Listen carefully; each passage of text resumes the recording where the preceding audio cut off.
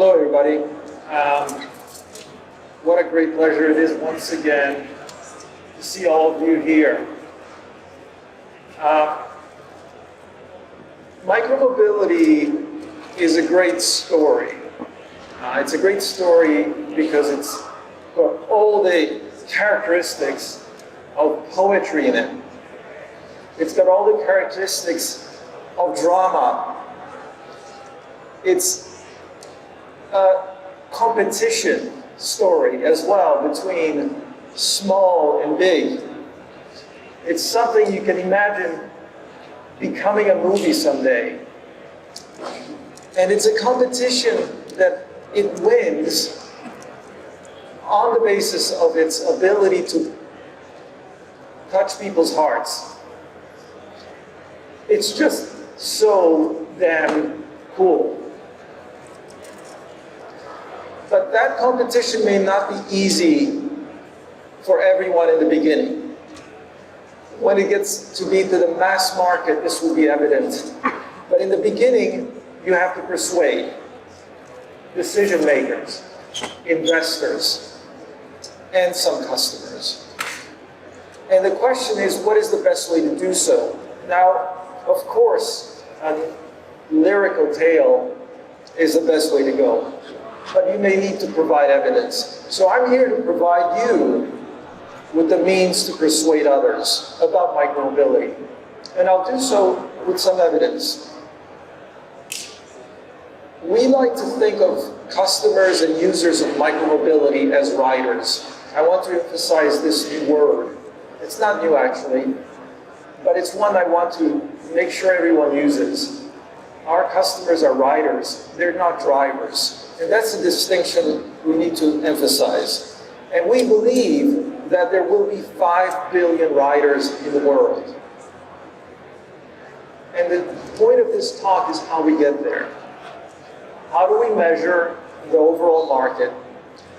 How do we categorize it? How do we divide it into subsegments? What's going to drive it in the long term? What do we have so far as data? And how do we calibrate against existing data or existing alternatives? So let's begin with market definition. I like to use the total addressable market as the number of riders. I just said so. And this has been used by the auto industry as well. And they've reached a plateau in some countries like the United States where there are no more riders or drivers in their case. And that saturation point took about 70 years, from 1914 or so until the 1990s. That is an adoption curve. That is a very classic instrument for adoption analysis. We also see at the beginning of that adoption curve, a graph you've seen also from James, the number of firms, the explosion in innovation that occurs at the early stage. This is the number of firms that were in the auto industry early on, and the rise and eventually consolidation of that industry. And that repeats itself for every new technology adoption, and there's over 140 such adoptions which I've collected over my career. Some of them are things like iPhone or tablets, but some of them are very basic things like stove and electricity and air conditioning. And they each have different slopes, they have different rates of adoption. And that's a crucial question for us going forward, is how quickly do we reach this total addressable market? So I'm only here to tell you that there's a lot of supporting data which suggests that we're going to be getting to this 5 billion. And the only question then is how quickly. Now the next problem is, how do we subdivide the problem? How do we measure categories? Now again, a lot of things have been done before. This is a graph I published years ago, which is admittedly a little bit tricky to interpret, but effectively it's showing distance on the y-axis and different modes here. But notice that the y-axis is actually logarithmic, meaning that every line is 10 times bigger than the line before. It's a 1 mile and 10 miles, 100, 1,000, and 10,000. And all these modes here are represented with a range between 2/3 or one standard standard deviation versus 2 standard deviations is 95%. So it's covering like the probability of these trips being done by this mode.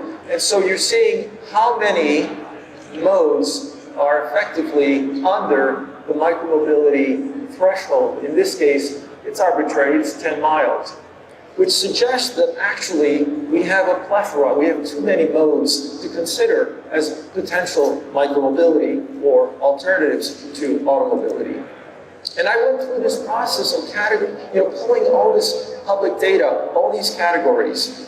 And you're not meant to read this, but basically we're seeing clustering going on around things like bike, scooter, and these unfortunate terms called 2- and 3-wheelers, which are really motorcycles, mopeds, and rickshaws, which are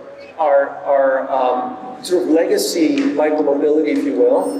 But these are motorized vehicles that have been in use for a while. And finally, 4-wheeler micromobility, which actually have also been around in various guises over the years. Things like NEVs, LSEVs, some of which you can see here, but also things like K-cars in Japan, golf cars in the United States, quadricycles in Europe. And so we have all these clusterings. People have been measuring and dividing all these things up and measuring them individually without really giving us a picture for the whole story. So what I did then is let's simplify. Let's say there's 4 categories of micromobility: bike, bike, scooter, 2- and 3-wheeler, and 4-wheeler. Again, I'm using legacy terms. Maybe we'll invent something better. And one dividing line between these two is that some require a driver's license and or vehicle registration, and some don't. And that may continue, that may change, that becomes a legal question, but basically we're looking at this split right now. So for the moment, let's simplify into 4 categories. Now let's look at the drivers for growth. Here we see the data with automobiles. Light-duty, so-called light-duty vehicles, and how many will be in use. And I said these are people who drive, and about 1-to-1 is the ratio between car and driver. And so when you think about the current, this is 2020 approximately, we have about 1.4, 1.5 billion drivers. This, by the way, includes also trucks, or light vehicle trucks anyway, American type style pickups. But we have effectively that threshold today, and you see the split between the white and the yellow is OECD or wealthy countries, non-OECD are the white area above it, which is the actual source of growth. And this is actually IEA data, and I've done my own projection, which is similar to that. So there isn't a lot of debate going on about whether these are going to happen or not. But the bottom line is that you're looking at about 2.5, by 2050, 2.5 billion drivers. 2.5 billion drivers. It sounds like a lot, and certainly more than there are today. About another billion drivers will be added to the global pool. And the problem is that where are they going to be is actually in emerging markets. These are the countries and the adoption of automobiles today, and you can see this is very low. This is 25%, so very, very low, 5% on average here. And these are these countries, and then these are sort of the middle cluster, which are these countries, and finally, these are the wealthy countries here, and the United States is right at the top here. This is the adoption of automobiles. As I said, the US is saturated, and others are going to come behind. And that's the driver for that is generally wealth and urbanization. People are, and one is, by the way, very strongly correlated to the other. We're going to see more and more people in cities, mega cities especially, and we're going to see, therefore, an increase in wealth, an increase in GDP per capita, and so on, which will pay for these new vehicles. So everyone's in agreement about this. That, Bloomberg and other analysts who are diving deep into the future of the automobile. And then urban population, again, the United Nations makes this projection, and they gather thousands of data points to do so. And you can see how the future of the cars is being driven by this data. Again, however, the yellow here is emerging markets. And I only point out one more thing, which is that these pictograms here, these are street signs in use in Europe and the United States, and they look a bit quaint, don't they? And that's because all of that infrastructure was built in the 1920s and 30s, and yet we still use that iconography. And that world, at the time, had very few cars.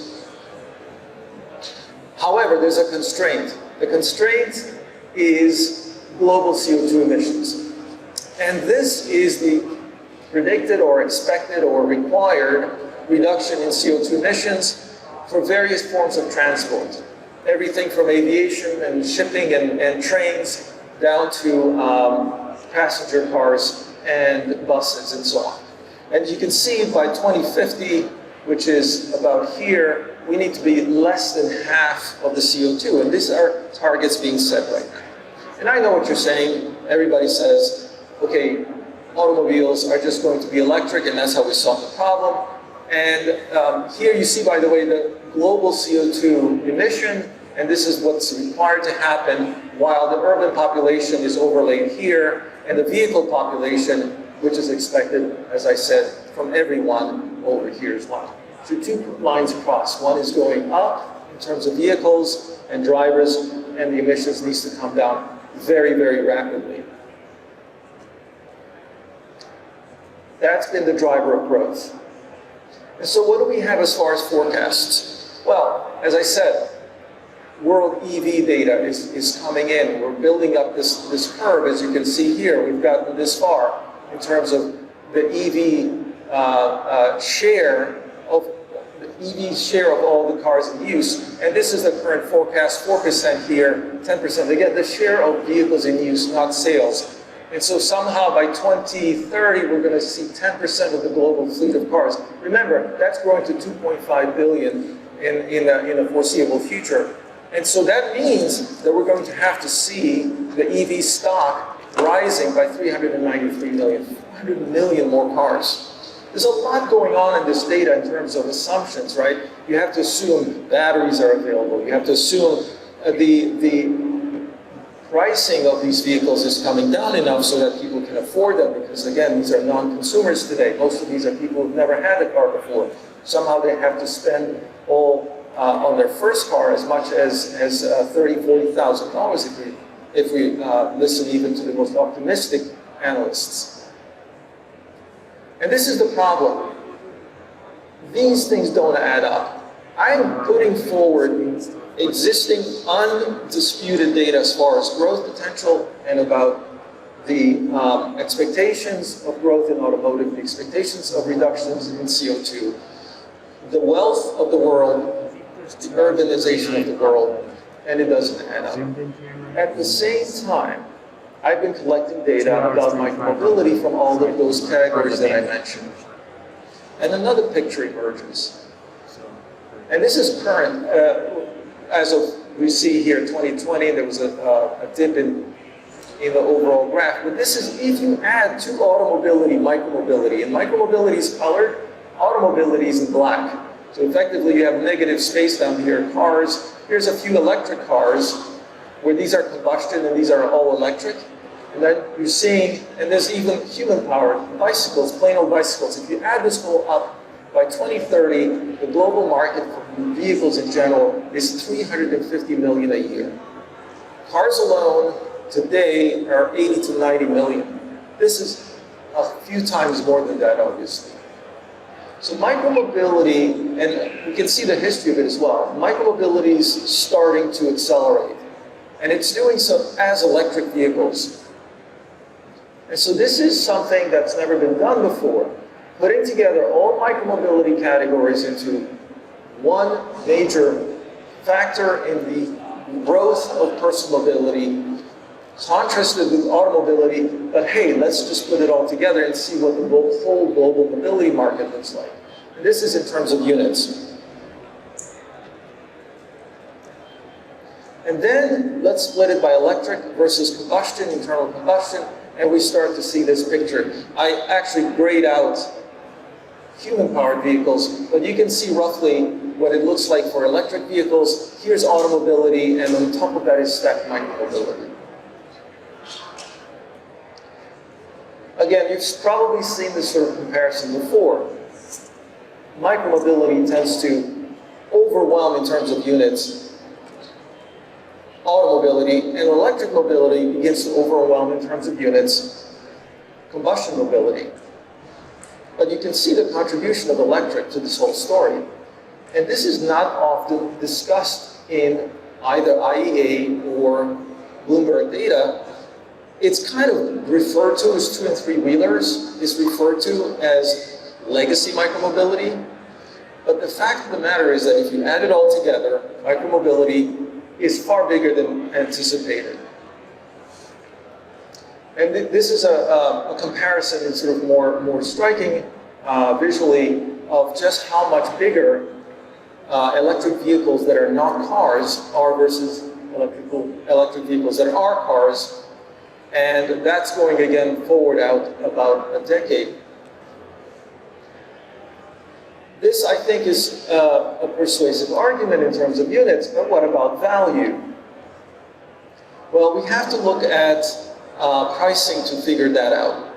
And this is one of the things that I think is something that's pushing the kind of boundaries forward a little bit. We are beginning to project the category, by category, the price, and also by region, the price potential for powered vehicles and also for automotive vehicles, but split between electric and non-electric in both categories. Work in progress, there's a lot of debate about this. As we've seen inflation grow in the last few months, there's a lot of questions about exactly how much pricing can be absorbed by these new categories. And especially in the United States, automotive prices have been rising incredibly, both used and new. But the average family now is spending more than ever on personal mobility. And somehow we have to figure this out for the next 15 years. The proponents of electric mobility have suggested that pricing on cars is going to come down, electric cars. We haven't seen it happen. In China, perhaps the prices have held steady, but in the United States, actually electric cars are getting more expensive. And so, yes, as I mentioned, automotive pricing, but we're trying to forecast as well scooter, e-bikes, 2- and 3-wheel pricing, and 4-wheel. And we're looking at it, the world, China, USA, India, Europe, and other. World is average of everyone. So we're trying to figure this out. I'd love to get input on this as we move forward. But we need to reach a consensus on what the opportunities in terms of pricing. And what happens if you do this well is you multiply that by the vehicle market that I just mentioned, the unit market, I should say, and we end up with a vehicle market overall. So this is just micromobility market shares, market value, and this is sales value. This is the pricing multiplied by the units. And so what this suggests is that we're going to be by 2030, so in about 7 years, we're going to be at a market of about $450 billion. So let's say plus or minus $500 billion already in terms of value in the marketplace. Now, how do we think about this? 150 million vehicles sold in 2030, a global fleet of 500 million users, 10 times the automobility volume, $500 billion in sales value, and again, 1 billion users.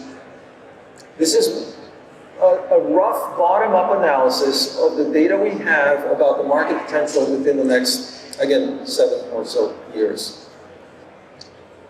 Is this interesting? I think so. $500 billion certainly does sound interesting. There are some who would say that the automobility market is going to be even, well, it's going to maintain a multiple of this. It's going to be higher. As I pointed out, however, there's some discrepancy with the data. It's not clear how we're going to be able to afford a doubling or tripling of the automotive market, especially in emerging markets. And for that reason,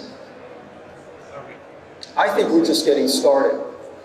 All this exercise has been about bottom-up understanding of what is currently available as the data, but it doesn't explain how we cross the chasm to the non-consumers out there that are needing personal transportation beyond the next 7 years. So we have to think a little bit further ahead.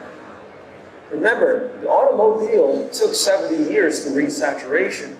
I don't think we're going to get to saturation in micromobility in the next 7 years. 2030 is not 100% for us. I think maybe, and this is the big guess about the acceleration, but let's assume it's 2050.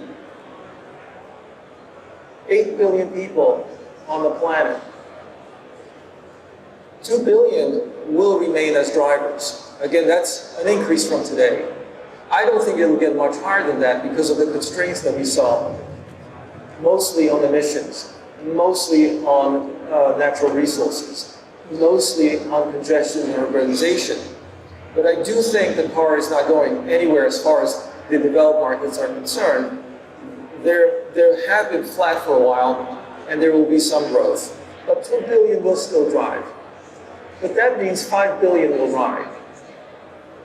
And the question is, how do we get from the 1 billion today, or shortly, soon, to the 5 billion that will take the next step into personal mobility? I think that's the fundamental challenge. We have to find the data in particular subsegments for each category, for each region of the world, and be very, very, let's say, professional about it. There are many companies doing this for automotive. There are many people who have been slicing of data forever in automotive, and it's a very well understood market. But we can do better. So this is my forecast: 750 million vehicles sold in 2050, a global fleet of 2.5 billion vehicles, 50 times automobility's unit volumes, and $2.5 trillion in sales revenue by 2050, and that's going to serve 5 billion users. Now, all I did was multiply assumptions here. This isn't a particularly challenging exercise. It is nonlinear. That's the hardest thing about it. Initial conditions will affect the outcome very, very profoundly. But I would argue that this is a very, very realistic target. 5 billion users would make this a bigger market than not just automotive, but even the phone market today. The phone market has been demonstrated to be one of the most successful adoptions in history, where we've gone from 0 people having smartphones to over 3 billion people having smartphones in about 20 years. We think we can get from the 1.5 billion drivers to the 5 billion overall riders in about 30 years. That's the opportunity, and it's up to you to make it happen.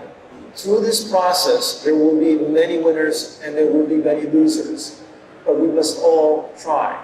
That's what it's all about, and I think the opportunity is unequaled.